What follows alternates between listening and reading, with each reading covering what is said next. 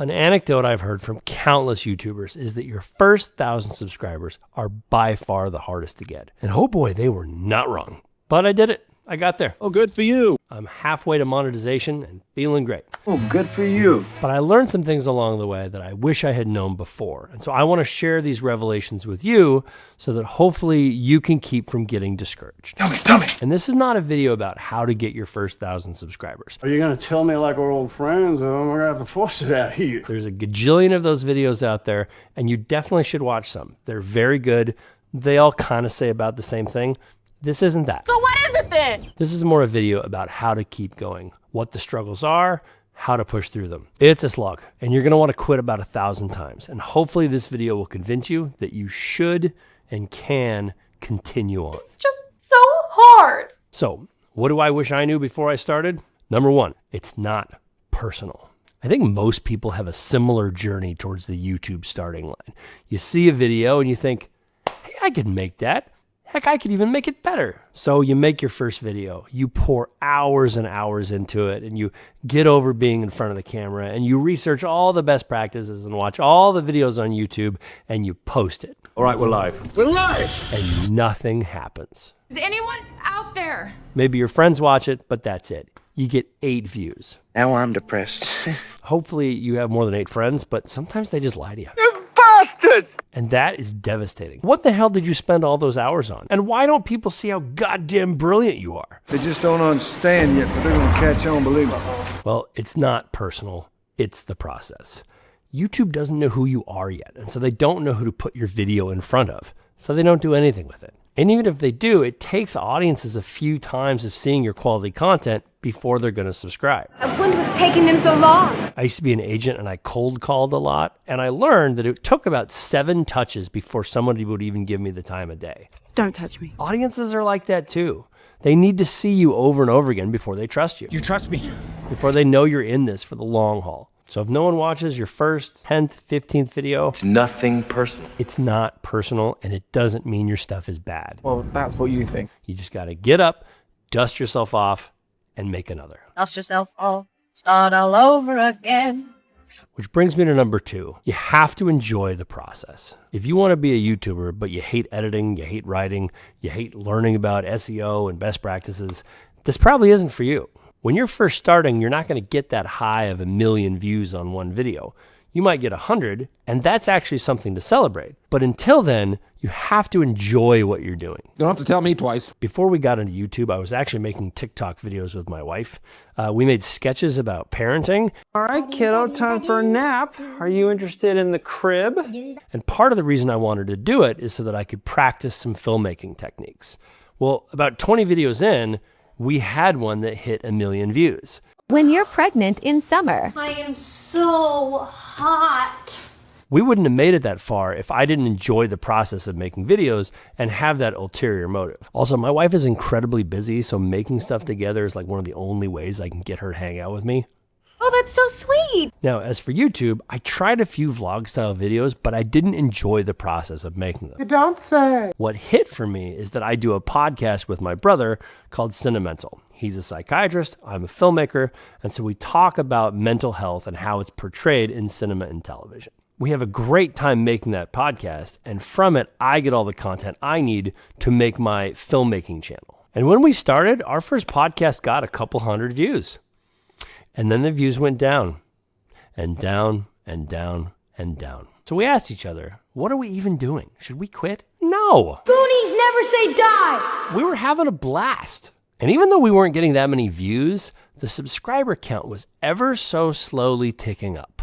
And that's the more important thing to pay attention to. So let's talk about best practices for a second, because this is my number 3. There are best practices, but don't count on any of them to work. Well, shit. Here's the truth about all those how to make it videos. No one can tell you how you're going to make it. They can only tell you what worked for them. I watched all those best practice videos and got 1,000 ideas for what I wanted to do. But could I tell you definitively that any single one of them worked better than any other one? Please say yes. Not really. God damn it. What did work was showing up every week and trying a bunch of different things. But I'm so tired of all this shit. And here I'll give you advice you won't hear anywhere else. Consistency is overrated. Why would you lie? Time of day, day of the week, thumbnail style, logo, branding, it's all overrated at first. What you should be doing is constantly trying new things, new techniques, new styles. And you might get that 100 view bump or the 20 subscriber bump and think, I have to do that every time. And that's not true, because something else might work even better. And until you try it, you're not going to know what works for you as an artist. And that's the most important thing. Oof. It scared me for a second. For the first 1,000 subs, you should be the audience that you want to please the most. And don't worry that your 50 subscribers are going to get upset that you changed the font style. Say we kill the beast! They won't, unless you use Papyrus. And YouTube agrees with me on this. You can A/B test your thumbnails and titles now. Do that on your own. Figure out what works the best for you. Okay, fine, I will. Last point about best practices, you're going to drive yourself crazy trying to figure out the algorithm. And I've had videos where I thought I crushed it and they didn't do anything. And then I had videos that I thought, well, this one's going to be a stinker. I barely put any effort into it and it got thousands of views. You just don't know. And it drove me crazy trying to figure those things out. I can imagine quite a bit. So now I create thumbnails that I would want to click on and titles that I would want to watch. And that is the best practice. Now let me totally contradict myself with number 4, because consistency is really important in one element. Once you start posting, you can't stop. So which is it? My first idea for a YouTube channel was something I called The One Thing. And it's a series where I teach you the one thing that you can learn about a specific show or movie that will make you a better screenwriter. And I did one about Schitt's Creek. I'm sure if you clicked on this video, you're already aware that Schitt's Creek cleaned up at the Emmys this year. And it actually blew up immediately. It got like 50,000 views. And I thought, all right, I'm off to the races. And then I did the stupidest thing you can possibly do. What did you do? I said, great, people will show up for that. But I'm not going to make another one until I can make them perfect. Big mistake. I didn't like my background. I thought my lighting was terrible. I was too sweaty, like literally too sweaty.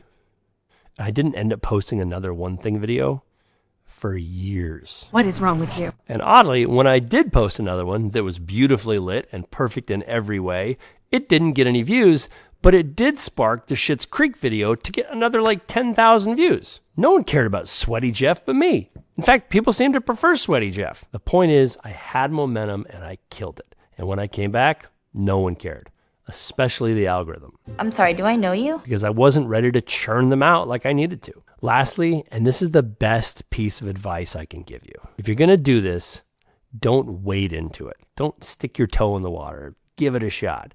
If you really want to do this, commit to making 100 videos. If you can say to yourself, I'm going to make 100 videos, whether anyone watches or not, and it's really true, you're going to make it. Because when no one watches after your 5th, that's fine. You got 95 left. You get to 25, you're probably enjoying the process. Why would you stop something you enjoy? Because I'm broke.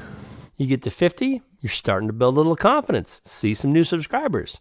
But 50 is not your number, it's 100. Yeah, I get it. By the time you get to 100, you will have learned things that no YouTube channel could teach you, because you learned what worked for you and your channel.